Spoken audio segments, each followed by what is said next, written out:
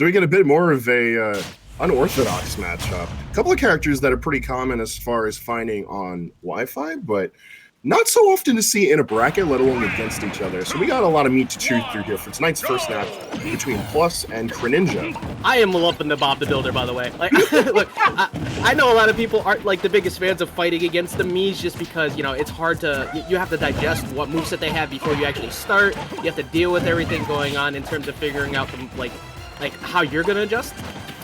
But look at that! That just Bob the Builder's chilling and ready to destroy everything. Meanwhile, when you got Banjo on the other side, having to deal with the patient gameplay as a brawler archetype is not exactly the easiest thing to handle. No, there's going to be a lot that Chrininja's going to have to try to punch through between rear egg, anything that the smaller eggs are going to offer as far as zoning is concerned. Picking and choosing when to go in and when to just like slowly approach with shield are going to be really big calls. Seems like okay. Duplex command. Okay, that's going to be important. I was going to say that's one good reveal right there, being able to get that command grab off when people are chilling too much at the ledge, because you don't really have kill confirms out of Mii fighters. You have to pretty much get everything raw, and being able to force people to respect shield options is huge. That on top of the shot put for decent pressure, because that's a pretty good projectile. It's going to be a very interesting zoning game across these two characters, especially because it looks like Chrininja's not really going for too heavy of a combo game, even though Brawler's known for having like not too bad of combos. Not too bad of kill options. Up smash going to be taking first kill. Yeah, solid anti-air right there, recognizing that Dalton was kind of jumping around looking for maybe a bait out of a spot dodge or something. You saw they went for the Wonder Wing before. The shot put is kind of like a Gordo that you can't reflect back the way you have to handle it. Just staring that thing down. It's so weird because it covers such a unique arc, and normally that's what I would highlight as being one of Banjo's best qualities, the fact that his two projectiles cover very unique arcs. Right there we just saw the upbeat choice for the Brawler, so knowing that he's got the X hit is going to... I mean, the edge guards are going to be pretty rewarding if Plus is able to get them off, but that's also going to be a pretty dangerous option for Chrininja to just throw out there. And speaking of the throws, getting thrown right off the screen, Dalton coming through with the back throw. Up B out of shield is actually pretty solid. Not exactly the fastest options, like it's no cloud up B, but it's still right there. Just one of those things, I need you to get off me, I want to get you in a good position. And it forced Dalton off stage, but Dalton gonna use one of the Wondering shots, only having 2 left to get himself back to center stage. Yeah, it's a nice, safe way to guarantee you can get yourself back. I'm actually very curious to see how that's going to interact with the suplex special, because I think it's counted as a command grab and not a command hit, so it should be able to go right through.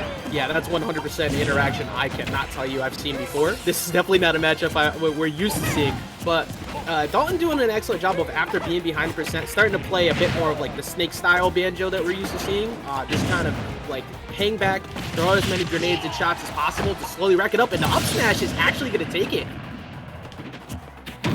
That was a hilarious custom taunt. Just pulling out the gun like, yo, I got that thing on me. But now we're back to an even game. Just this very strange short bounce in neutral. But yeah, no, it's a really weird move. It could do that, but Chrininja would have to go for like the offstage gambit, and I don't know if futzing around offstage with Banjo is that safe, considering how many options Banjo has to interrupt, what with holding rear egg or trying to use Wonder Wing, having respectable jumps. Well, I know in terms of Chrininja, you have the option against some matchups. I don't know every character that it happens to, but that up B will win in a suicide in favor of Chrininja. So I'm not. I'm assuming it's Banjo's got to be one of them, considering you kind of went for that over there. Putting yourself off stage in a very awkward position and accidentally going off to the left, trying to avoid Chrininja's possible back air, and that's gonna end up costing Dalton. That sucks. Like, you're in a good spot right there. You reset up. You assume that you're probably going to win a trade off of that Wonder Wing getting back to stage, and then you go to the left. I'm pretty sure that I think Dalton was actually just going for a reverse grenade to maybe kind of stall rather than the Wonder Wing, but either way, that's going to be game 1 to Chrininja. Yeah, I can't even really say if there's any adjustments that need to be made to take that back, because Plus was playing that out very well. It was a pretty even game, and while he could try to slow things down further with the Breagle Blaster and further rear eggs, and in general just like trying to retreat out, because there was a lot of like highly placed nairs and forward airs. Mm-hmm. I think the patient game was there, but if he tries to dial it back even further, he might see maybe a bit more success. I don't know. Chrininja seemed pretty comfortable with just being able to throw shot puts. Yeah, well, I mean, even beyond that too. Good signs for Chrininja was not only were the shot puts good at ledge trapping, but the short hop nair is kind of similar to the way that we see Fox just kind of jump and put the foot out repeatedly at the ledge, but was able to really keep Banjo trapped at the ledge a lot, and plus had to find a way to navigate around that. I mean, you have Wonder Wings, but when you're forced to use those as a terms of getting yourself out of a bad situation versus a kill, it's good the first few times, but once you're running out of that kill option at the end, it's going to possibly cost you. So we'll see. I definitely like the way Plus was playing. It's not like that was a bad game at all, but Chrininja definitely looked very solid, and even with that SD, could have possibly taken that game when closing it out. We got ourselves going back to Stadium, and I feel like this is a fine choice as well. Stadium, as a whole, I think is a really good stage for Banjo. It offers a lot as far as their zoning tools, a lot from their combo potential, like the extensions you can get off of the Regal Blaster, where Kazooie's like extended like that, can lead to some really janky combos. Yeah, this is definitely one of those like all-purpose stages that Plus gets to use. That was a very solid like reverse edge guard. Like, stay away from me. I'm putting my projectiles out and I'm able to get back to stage pretty comfortably. But yeah, being able to alternate between the zoning and also go in for like solid damage with that platform. Like, Dalton has good spot. That actually beat out the early startup of Wonder Wing. Good positioning for Chrininja. Using up smash for a burst option too has also been really smart. Like, I gotta say, we don't often see like Banjo in competitive play. I feel like the character is very popular as just like one of those like stereotypical Wi-Fi characters, but getting a chance to really see one very active is quite the pleasure.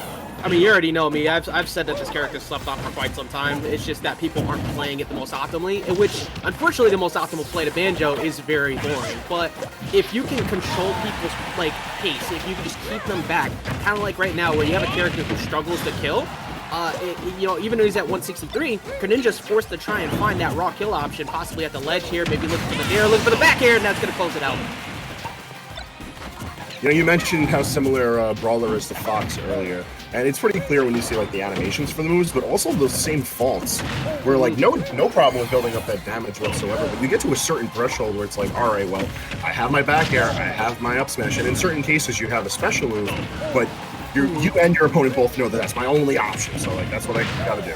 Yeah, you add that to the list of characters where the players are like, I deserve a kill throw, and you go, maybe for like 1 second, and then you remember, oh wait, no, that's Fox, get out of here. But for me, Brawler maybe might deserve one in the future because this character is very unseen and very unique. But I like the way that Chrininja consistently just calls the landing options out on Plus. Like, Plus constantly tries to look for a fadeaway, especially to the ledge, and it seems like Chrininja is starting to catch up on that a little bit.